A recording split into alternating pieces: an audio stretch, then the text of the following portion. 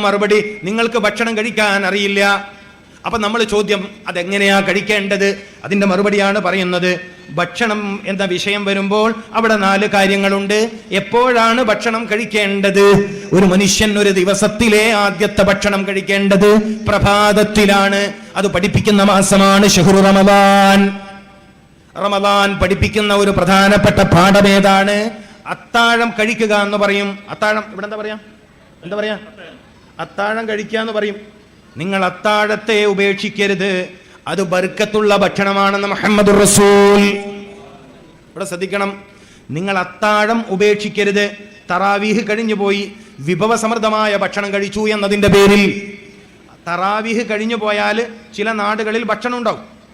ക്ഷീണം മാറ്റാൻ ആ സമയത്ത് കഞ്ഞി നല്ലതാണ്. മഞ്ഞളും ജീരകവും തേങ്ങാപ്പാലും ചേർത്ത കഞ്ഞി തറാവീഹ് കഴിഞ്ഞാൽ ശരീരത്തിന് ഉന്മേഷം നൽകുന്നതും വയറിന് ഉന്മേഷം നൽകുന്നതും പിറ്റേന്നത്തെ നോമ്പിന് ശരീരത്തെ സജ്ജമാക്കുന്നതുമാണ്. പക്ഷെ സാധാരണ കഞ്ഞി ആയാൽ പോരാ, വെളുത്ത കഞ്ഞി പറ്റൂല, ഇത്തിരി മഞ്ഞ കളർ വേണം. പെണ്ണുങ്ങൾക്കാണ് ഈ പറഞ്ഞു കൊടുത്തത്. അടുത്ത റമദാൻ ഓർമ്മിച്ചോട്ടെ. ഏത് റമദാൻ അല്ലേ? ആയില്ലേ, ഇനിയിപ്പോൾ 4-5 മാസമേ ഉള്ളൂ. അപ്പൊ റമദാനിലേക്ക് എൻ്റെ സഹോദരിമാർ ഓർമ്മിച്ച് വെക്കുക. റമദാൻ വലിയ പാഠങ്ങളാണ്. റമദാൻ നൽകുന്ന വലിയ പാഠങ്ങളിൽ ഒരു പാഠം, ഒരു മനുഷ്യൻ എപ്പോഴാണ് ഭക്ഷണം കഴിച്ചു തുടങ്ങേണ്ടത്? നിങ്ങൾ ശ്രദ്ധിക്ക്, ഒരു മനുഷ്യൻ എപ്പോഴാണ് ഭക്ഷണം കഴിച്ചു തുടങ്ങേണ്ടത്? പുലർച്ചെ 5 മണിക്ക് മുമ്പ്. സയ്യിദുനാ മുഹമ്മദുർ റസൂൽ സ്വല്ലല്ലാഹു അലൈഹി വസല്ലമ തങ്ങൾ നമ്മെ പഠിപ്പിച്ച വേറൊരു കാര്യമുണ്ട്. അത്താഴത്തിന് ഏറ്റവും നല്ല ഭക്ഷണം പഴമാണ്. നിങ്ങൾ ശ്രദ്ധിക്ക്, നിങ്ങളിവിടെ ശ്രദ്ധിച്ചാൽ വലിയ ഗുണം കിട്ടും. ഹോസ്പിറ്റലിൽ പോകുന്നതിൻ്റെ എണ്ണം കുറയും, ശരീരത്തിൻ്റെ രോഗത്തിൻ്റെ ശക്തി കുറയും, അവയവത്തിന് ശക്തി വർദ്ധിക്കും. കുറച്ച് കാര്യങ്ങൾ ശ്രദ്ധിച്ചാൽ മതി. എല്ലാവരുടെയും നിത്യജീവിതത്തിൽ ആവശ്യമുള്ള കാര്യമാണ് പറയുന്നത്. ആർക്കും ഇത് ഉപേക്ഷിക്കാൻ കഴിയില്ല. ആർക്കും ഉപേക്ഷിക്കാൻ പറ്റാത്ത പരിശുദ്ധ ഇസ്ലാമിന്റെ പരിശുദ്ധ റസൂൽ സല്ലല്ലാഹു അലൈഹി വസല്ലമ തങ്ങളുടെ അധ്യാപനങ്ങളാണ് പറയുന്നത്. അപ്പോ എപ്പോഴാണ് ഭക്ഷണം കഴിക്കേണ്ടത്? ഭക്ഷണം ശരീരത്തിൽ ഏറ്റവും ഗുണം ചെയ്യുന്ന സമയം. നിങ്ങളിൽ എത്രയോ ആളുകൾ ഹൃദയത്തിന് രോഗമുള്ളവരാണ്. ഹൃദ്രോഗികൾക്ക് ഏറ്റവും നല്ല ഭക്ഷണങ്ങളുടെ കൂട്ടത്തിൽ ഒരു ഭക്ഷണം നേന്ത്രപ്പഴമാണ്. അജുവ കഴിക്കും പോലെ. മനസ്സിലാക്കണം, നിങ്ങൾ അജുവ എന്ന ഈത്തപ്പഴത്തെക്കുറിച്ച് കേട്ടിട്ടുണ്ടോ? ഇമാം അലി റളിയല്ലാഹു തആല അൻഹു പറഞ്ഞിട്ടുണ്ട്, ഒരു ദിവസം ഒരു അജുവയെങ്കിലും കഴിക്കണം. നമുക്ക് കിട്ടുമോ? കേരളീയർക്ക് എവിടെ അജുവ കിട്ടാൻ? കേരളീയർക്ക് എവിടെയാണ് അജുവ കിട്ടാൻ?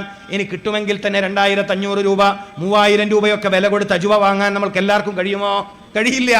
അതുകൊണ്ട് വെളിയങ്കോട് ഉമർ ഖാദി റളിയല്ലാഹു തആല അൻഹു, കേരളീയ പണ്ഡിതന്മാരിലെ രാജാക്കന്മാരിൽ ഒരാൾ, കേരളീയ പണ്ഡിതന്മാരിലെ രാജാക്കന്മാരിലെ ഒരാൾ, വെളിയങ്കോട് ഉമർ ഖാദി റളിയല്ലാഹു തആല അൻഹു, സ്വാതന്ത്ര്യ സമര ചരിത്രത്തിലെ നായകന്മാരിൽ ഒരാൾ. മനസ്സിലാക്കണം, വെളിയങ്കോട് ഉമർ ഖാദി റളിയല്ലാഹു തആല അൻഹു നമുക്ക് പറഞ്ഞു തന്നു, രാവിലകളിൽ പഴുത്ത് പാകമായ നേന്ത്രപ്പഴം, ഏത്തപ്പഴം നിങ്ങൾ കഴിക്കുക. നേന്ത്രപ്പഴം തന്നെ ഇവിടെ പറയാം അല്ലേ? അതെ, പഴുത്ത് പാകമായ നേന്ത്രപ്പഴം ഒരു ദിവസം 1-2 കഴിച്ചാൽ നിങ്ങളിലെ ഹൃദയത്തിന് രോഗമുള്ള ആളുകൾ, ഒരു 10 അടി നടക്കുമ്പോഴേക്കും കിതപ്പ് വന്നിട്ട് ക്ഷീണിച്ച് വയർത്ത് പോകുന്ന ആളുകൾ അല്ലേ, നിങ്ങളിലെ മുട്ടിന് തേയ്മാനം, അസ്ഥി തേയ്മാനം, കാൽമുട്ട് സുജൂദിൽ മടക്കാൻ പറ്റണില്ല, സുജൂദിൽ നെറ്റിത്തടം അള്ളാഹ്ക്ക് വേണ്ടി സമർപ്പിക്കാൻ കഴിയുന്നില്ല അല്ലേ, ഒന്ന് ശരിയായ രൂപത്തിൽ ബാത്റൂമിൽ ഇരിക്കാൻ കഴിയുന്നില്ല, പലർക്കും മുട്ട് മടങ്ങില്ല. എപ്പോഴാ ഭക്ഷണം കഴിക്കേണ്ടത്? നാളെ മുതൽ നിങ്ങൾ ഈ സദസ്സിലിരിക്കുന്ന ഭാഗ്യവതികളും ഭാഗ്യവാന്മാരും സുബഹ് നിസ്കാരം അതിനു മുൻപോ അല്ലെങ്കിൽ സുബഹ് നിസ്കരിച്ച ഉടനെയോ പഴുത്ത് പാകമായ നേന്ത്രപ്പഴവും വീട്ടിലുണ്ടെങ്കിൽ ഈത്തപ്പഴവും കഴിക്കും. നിങ്ങളുടെ വീട്ടിൽ കഴിക്കാൻ ഈത്തപ്പഴം ഇല്ലെങ്കിൽ നിങ്ങളുടെ വീട്ടിൽ പട്ടിണിയിലാണെന്ന് റസൂലുള്ളാഹി. ഈത്തപ്പഴമില്ലാത്ത വീട്, കാരക്കയില്ലാത്ത വീട് പട്ടിണിയിലാണ്, പട്ടിണിക്കാരുടെ വീടാണ്. ഞാൻ നിങ്ങളോട് ഈ സദസ്സിൽ ഒരു കാര്യം പറഞ്ഞിട്ടുണ്ട്, നിങ്ങളിൽ പലർക്കും ഭക്ഷണം കഴിക്കാൻ അറിയില്ല. എന്ന് വെച്ചാൽ അവനവന്റെ ശരീരത്തിന് ആവശ്യമുള്ള ഭക്ഷണം കഴിക്കാൻ അറിയില്ല. ഇപ്പം നിങ്ങൾ ഈ നാട്ടിൽ എല്ല് രോഗമുള്ള ഒരുപാട് ആളുണ്ടാവും. അവർ ആഴ്ചയിൽ 2 ദിവസം ബീൻസ് എന്നല്ലേ പറയാം. എനിക്ക് പേടി എന്താ, ഞാൻ കണ്ണൂരിൽ നിന്ന് വരും. ബീൻസ് എന്ന് പറയില്ലേ, ആ ലൈറ്റ് പച്ച കളറിലുള്ള ആ പയർ, നീളമുള്ള സംഭവമല്ല, ഓക്കെ അല്ലേ? പിന്നെ അമര എന്ന് പേരുള്ള ഒരു പയറുണ്ട്, അമരപ്പയർ, കുറച്ച് വീതിയുള്ള അമര. എന്താ? ഇത് കഴിക്കണം. ആഴ്ചയിൽ 2 ദിവസം ബീൻസ്, ആഴ്ചയിൽ 2 ദിവസം അമര, ആഴ്ചയിൽ 2 ദിവസം ബ്രോക്കോളി എന്ന് പറഞ്ഞിട്ടൊരു സാധനം. നമ്മുടെ ഈ കോളിഫ്ലവറിന്റെ പച്ച മനസ്സിലാവുന്നുണ്ടോ? കോളിഫ്ലവർ എന്ന് പറഞ്ഞാൽ എല്ലാവർക്കും അറിയും അല്ലേ? അതിൻ്റെ പച്ച കളറിൽ വരുന്ന ഒരു വെജിറ്റബിൾ ആണ് ബ്രോക്കോളി. അപ്പം മുട്ടുതൈമാനം എന്ന് പറഞ്ഞിട്ട് മംഗലാപുരത്ത് ഇടക്കടെ പോണ്ടി വരില്ല. നിങ്ങൾ കഴിച്ചോക്കി, നിങ്ങളിത് കഴിച്ചോക്കി. ഈ ക്ലാസ് നിങ്ങൾക്ക് ജീവിതത്തിൽ ഉപകാരപ്പെടും. നിങ്ങളിത് കഴിക്കും. പക്ഷെ ഒരിക്കൽ കഴിച്ച് പിന്നെ അടുത്തോല്ലല്ല കഴിക്കേണ്ടത്. അങ്ങനെ ഒരു സ്വഭാവം. ബീൻസ് കഴിക്കാൻ പറഞ്ഞു, ഈ ആഴ്ച ഏതായാലും അത് കഴിച്ചു നോക്കാം, പിന്നെ അടുത്ത ആഴ്ച കിട്ടിയും കഴിച്ചില്ലെങ്കിൽ. അങ്ങനെയല്ല, ആഴ്ചയിൽ 2 ദിവസം. പെണ്ണുങ്ങന്മാർ ശ്രദ്ധിക്കണ്ടോ അവിടെ? പെണ്ണുങ്ങന്മാർക്ക് ഇതെല്ലാം പറഞ്ഞു കൊടുക്കേണ്ടത്. ആഴ്ചയിൽ 2 ദിവസം ബീൻസ്, 2 ദിവസം പറയും അമര അല്ലേ? അമര. ആഴ്ചയിൽ 2 ദിവസം കിട്ടുമെങ്കിൽ ബ്രോക്കോളി. അത് കിട്ടില്ലെങ്കിൽ മുതിര എന്ന് പറഞ്ഞിട്ടൊരു സാധനം. മുതിര അല്ല, കണ്ടിട്ടും അതിൻ്റെ പേര് കേട്ടിട്ടും കാലത്രയായി. എൻ്റെ പ്രിയപ്പെട്ടവരെ, ശരീരത്തിന് ആവശ്യമുള്ളത് കണ്ടെത്തിയിട്ട് ഭക്ഷണമായി കഴിക്കണം. കുലൂ, നിന്റെ ശരീരത്തിന് ആവശ്യമുള്ള വസ്തുക്കളെ കണ്ടെത്തിയിട്ട് നീ ഭക്ഷണം കഴിച്ചാൽ നിനക്ക് രോഗം വരില്ല എന്നാണ് അതിൻ്റെ അർത്ഥം. അങ്ങനെ അതിൻ്റെ അർത്ഥം. ഭക്ഷണം കഴിക്കൂ എന്ന് പറഞ്ഞാൽ അതിൻ്റെ അർത്ഥം എന്താണ്? നിന്റെ ശരീരത്തിന് ആവശ്യമുള്ള വസ്തുക്കളെ നീ കണ്ടെത്തണം, എന്നിട്ടത് കഴിക്കേണ്ടുന്ന രൂപത്തിൽ കഴിക്കണം. അപ്പൊ ഭക്ഷണം കഴിക്കുന്നുണ്ടോ? കഴിക്കുന്നുണ്ട്. ഗുണമുണ്ടോ? ഗുണമില്ല. ഗുണമുണ്ടോ എന്ന് ചോദിച്ചാൽ ഗുണമില്ല. ഭക്ഷണം കഴിക്കുന്നുണ്ടോ എന്ന് ചോദിച്ചാൽ ഉണ്ട്. ഇതാണ് നമ്മുടെ ഒരു അവസ്ഥ. അപ്പൊ ഞാൻ പറഞ്ഞു വന്നത് പഴത്തെക്കുറിച്ചാണ്. എൻ്റെ പ്രിയപ്പെട്ട മുഅ്മിനീങ്ങളെ, നമ്മുടെ പ്രിയപ്പെട്ട പിതാവ് അബുൽ ബശർ ആദം അലൈഹിസ്സലാം ഈ ഭൂമിയിലേക്ക് താമസിക്കാൻ വേണ്ടി വരുമ്പോ സ്വർഗലോകത്ത് നിന്ന് പഴങ്ങളുമായിട്ടാണ് വന്നത്. അറിയാമോ നിങ്ങൾക്ക്? ഈ ഭൂമിയിലേക്ക് മനുഷ്യൻ താമസിക്കാൻ വേണ്ടി വരുമ്പോൾ അവിടുന്ന് കൊണ്ടുവന്ന ഭക്ഷണം മാംസമായിരുന്നില്ല, മത്സ്യമായിരുന്നില്ല. അബുൽ ബശർ ആദം അലൈഹിസ്സലാം 16-ൽ പരം വ്യത്യസ്തങ്ങളായ പഴങ്ങളുമായിട്ടാണ് ഭൂമിയിലോട്ട് വന്നത് എന്ന് തഫ്സീർ. 16-ൽ പരം വ്യത്യസ്തങ്ങളായ പഴങ്ങൾ. അതിലേറ്റവും മനുഷ്യന് ഗുണം നൽകുന്ന ഒരു പഴമുണ്ടായിരുന്നു, അത്തിപ്പഴം. ഇന്ന് നമ്മളിൽ മിക്ക ആളുകളും എല്ലാ ദിവസവും 2 വീതം കഴിക്കേണ്ടുന്ന പഴമാണിത്. എങ്ങനെ? എല്ലാ ദിവസവും മിക്ക മനുഷ്യന്മാരും കഴിക്കേണ്ട ഒരു പഴമാണ് അത്തിപ്പഴം. അതെ, നിങ്ങളിൽ പലർക്കും വയറിന് രോഗമുണ്ട്.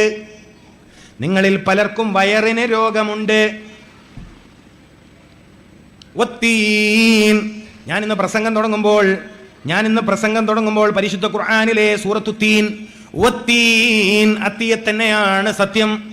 അത്തിമരത്തെ അല്ലെങ്കിൽ അത്തിപ്പഴത്തെ, അത്തിയെ തന്നെയാണ് സത്യം. ലഖദ് ഖലഖനൽ ഇൻസാന ഫീ അഹ്സനി തഖ്വീം. നിശ്ചയം മനുഷ്യനെ ഏറ്റവും മനോഹരമായ സ്ട്രക്ചറിൽ, ശൈലിയിൽ, അനാട്ടമിക്കലി, ഫിസിയോളജിക്കലി ഏറ്റവും ഹെൽത്ത്ഫുള്ളായ, ഏറ്റവും ആരോഗ്യപരമായ, ഏറ്റവും സൗന്ദര്യമായ രൂപത്തിലാണ് മനുഷ്യനെ നാം പടച്ചത് എന്ന് പറയാൻ ലഖദ് ഖലഖനൽ ഇൻസാൻ, നിശ്ചയം നാം മനുഷ്യനെ പടച്ചിരിക്കുന്നു ഫീ അഹ്സനി തഖ്വീം, ഏറ്റവും ചൊവ്വായ, ഏറ്റവും കരുത്തുള്ള, ഏറ്റവും മനോഹരമായ. ഇതൊരുപാട് വിശദീകരണം ആവശ്യമുള്ള ആയത്താണ്. ഏറ്റവും മനോഹരമായ രൂപത്തിലാണ് മനുഷ്യനെ നാം പടച്ചത് എന്ന് പറയാൻ, ഇങ്ങനെ ഒരു കാര്യം പറയാൻ അള്ളാഹു ആദ്യം സത്യം ചെയ്തത് ഏത് പഴത്തെ കൊണ്ടാണ്? വത്തീൻ. നിങ്ങളിൽ ചിന്തിക്കാൻ കഴിവുള്ളവർ ചിന്തിക്കുമെന്നാണ് ഞാൻ വിശ്വസിക്കുന്നത്.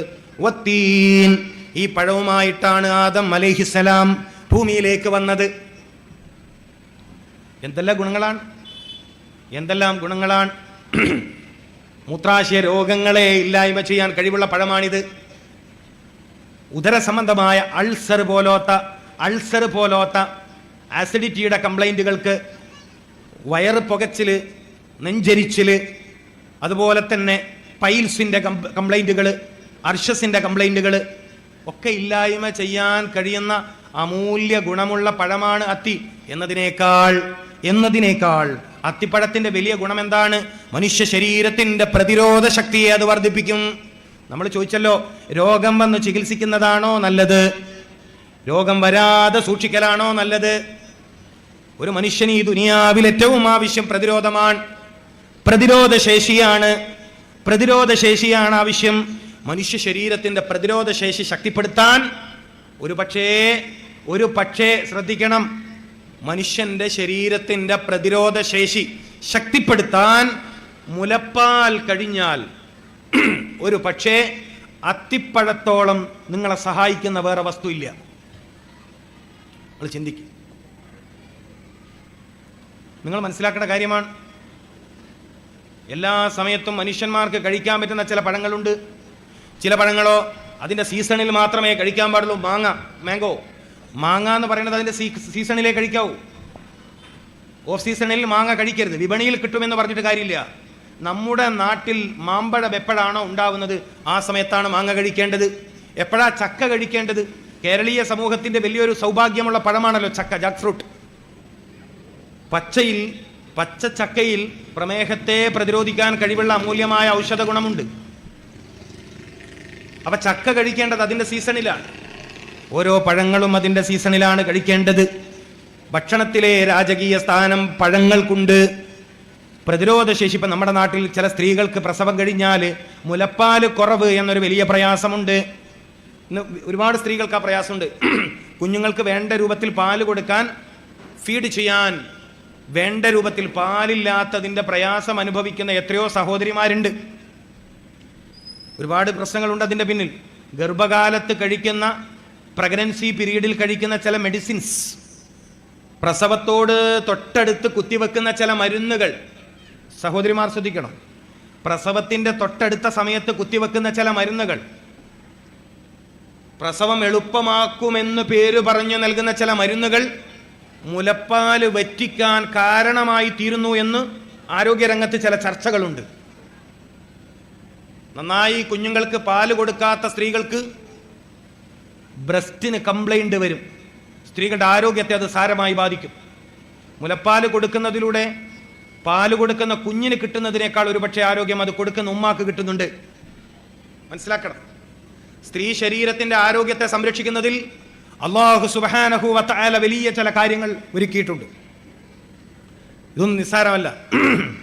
സ്ത്രീ ശരീരത്തിന്റെ ആരോഗ്യത്തെ സംരക്ഷിക്കാൻ അല്ലാഹു സുബ്ഹാനഹു വ തആല ചില ഗൗരവമേറിയ കാര്യങ്ങൾ അവരുടെ ശരീരത്തിൽ സംവിധാനിച്ചിട്ടുണ്ട്. ഇപ്പോൾ ഒരു ഉദാഹരണം പറയാലോ. ഒരു ഉദാഹരണം ഞാൻ പറയാം.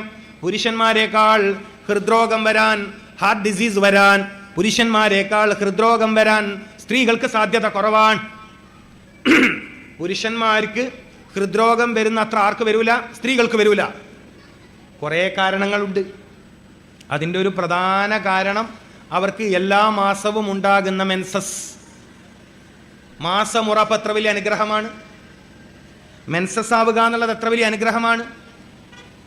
വ്യാപകമായി ഇന്ന് സ്ത്രീകൾക്ക് ഇത് പ്രശ്നമാണ്. കേരളീയ സ്ത്രീകളിൽ 35 വയസ്സാകുമ്പോഴേക്ക് തന്നെ മെൻസസ് കംപ്ലൈന്റുകൾ വ്യാപകമാണ്.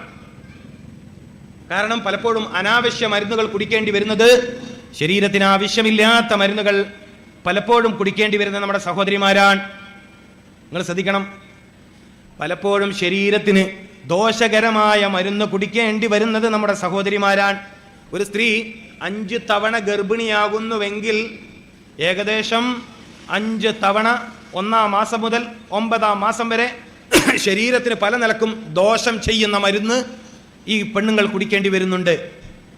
അയേൺ ഗുളികയിലും വൈറ്റമിൻ ഡെഫിഷ്യൻസിക്ക് വേണ്ടി, കാൽസ്യം ഡെഫിഷ്യൻസിക്ക് വേണ്ടി കൊടുക്കുന്ന ഗുളികയിലും സ്ത്രീകളുടെ ശരീരത്തിന് മാരകമായ അപകടം ഉണ്ടാക്കുന്നതായി ഗവേഷകന്മാർ കണ്ടെത്തിയിട്ടുണ്ട്. നിസ്സാര കാര്യമാണോ ഇത്? ഒരു തവണ ചന്ദ്രികാ പത്രത്തിൻ്റെ ഒരു ആരോഗ്യക്കുറിപ്പ് ഞാൻ എടുത്തു വെച്ചിട്ടുണ്ട്. ചന്ദ്രികാ പത്രത്തിൽ വന്ന ഒരു ആരോഗ്യക്കുറിപ്പിൽ ഞാൻ വായിച്ച് ഞെട്ടിപ്പോയി. ഈ സ്ത്രീകൾ ഗർഭകാലത്ത് കഴിക്കുന്ന അയേൺ ഗുളികയിൽ ഇരുമ്പിൻ്റെ അയിര് കണ്ടെത്തി. ഇരുമ്പയിര് കണ്ടെത്തി. നിസ്സാര കാര്യമാണോ? കേരളത്തിൽ ഈ അടുത്ത കാലത്ത് ഒരു 5-6 കൊല്ലമായിട്ട് സ്ത്രീകൾക്കിടയിൽ ഒരു പുതിയ പ്രശ്നം. 35 വയസ്സെല്ലാം കഴിഞ്ഞാൽ പിന്നെ ബ്ലീഡിങ് നിൽക്കൂല. മെൻസസ് ആയ രക്തം ഒരേ പോക്ക. 40 വയസ്സിനോടടുത്ത സ്ത്രീകളിൽ വ്യാപകമായി പ്രശ്നമുണ്ട്. പുരുഷന്മാർക്ക് ഇതിൻ്റെ ഗൗരവം അറിയില്ല, സ്ത്രീകൾക്കും ഇതിൻ്റെ ഗൗരവം അറിയില്ല. ഇതിലൂടെ ഉണ്ടാകുന്ന മാരകമായ പ്രശ്നം അറിയില്ല. മാത്രമല്ല 35 വയസ്സാകുമ്പോഴത്തേക്കും ഈ ഓവർ ബ്ലീഡിങ് കാരണം ഗർഭപാത്രം എടുത്തു മാറ്റേണ്ടി വരുന്ന സ്ത്രീകളുടെ എണ്ണത്തിൽ വൻ വർധനവാണ്. ഇന്ന് എൻ്റെ മൊബൈൽ ഫോണിലേക്ക് വന്ന ഒരു സഹോദരിയുടെ വോയിസ് നിങ്ങൾ കേട്ട് അത്ഭുതപ്പെട്ടു പോകും. 35 വയസ്സ് അല്ലെങ്കിൽ 36 വയസ്സുള്ള മെൻസസ് സംബന്ധമായ കംപ്ലൈന്റ് ഉള്ള സ്ത്രീയോട് ഒരു ഗൈനക്കോളജി ഡോക്ടർ സംസാരിക്കുന്ന ആ സംസാരം ഒരു പെൺകുട്ടി എനിക്ക് അയച്ചതാ. ഇനി ഇതെന്തിനാ വെച്ച് നിൽക്കണേ? ഇനി പ്രസവിക്കത്തൊന്നും ഇല്ലല്ലോ, പിന്നെന്തിനാ ഗർഭപാത്രം ശരീരത്തിൽ വെച്ച് നിൽക്കണേ? ഓപ്പറേറ്റ് ചെയ്ത് കളഞ്ഞേ, ഓപ്പറേഷൻ ചെയ്തെടുത്ത് കളഞ്ഞൂട്. അതെന്തിനാ ഇനി വെച്ച് നിൽക്കണേ? നിസ്സാര കാര്യമാണോ? യൗവനത്തിൽ 35 വയസ്സ്, 36 വയസ്സ്, 40 വയസ്സ് എന്നൊക്കെ പറഞ്ഞ ഒരു സ്ത്രീ യുവതിയാണ്. ഇത്രയും ചെറിയ പ്രായത്തിൽ ശരീരത്തിൽ നിന്ന് ഗർഭപാത്രം എടുത്തു നീക്കുക എന്ന് പറഞ്ഞാൽ നിസ്സാര കാര്യമാണോ? ഇതിനെക്കുറിച്ചൊന്നും ചിന്തിക്കാൻ ആവശ്യമായ വിദ്യാഭ്യാസം നമ്മുടെ സമൂഹത്തിൽ പെൺകുട്ടികൾക്ക് നമ്മൾ നൽകിയിട്ടില്ല. വ്യാപകമായി ഗർഭപാത്രം എടുത്തു മാറ്റപ്പെടുന്ന സ്ത്രീകളുടെ എണ്ണത്തിൽ വലിയ വർധനവാണ്. ഇതിലൂടെ വരുന്ന മാരകമായ പിന്നീട് വരുന്ന മാരകമായ രോഗങ്ങളെ കുറിച്ചൊന്നും ഇവര് ചിന്തിക്കില്ല.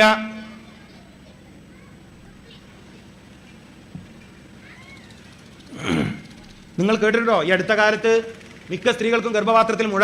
നിങ്ങൾ കേട്ടില്ലേ ഇതൊന്നും? മഹല്ല് സർവേ നടത്തൂ. മിക്ക സ്ത്രീകൾക്കും ഗർഭപാത്രത്തിൽ മുഴയെന്നാണ് ഡോക്ടർമാർ പറയുന്നത്. എന്തായിരിക്കും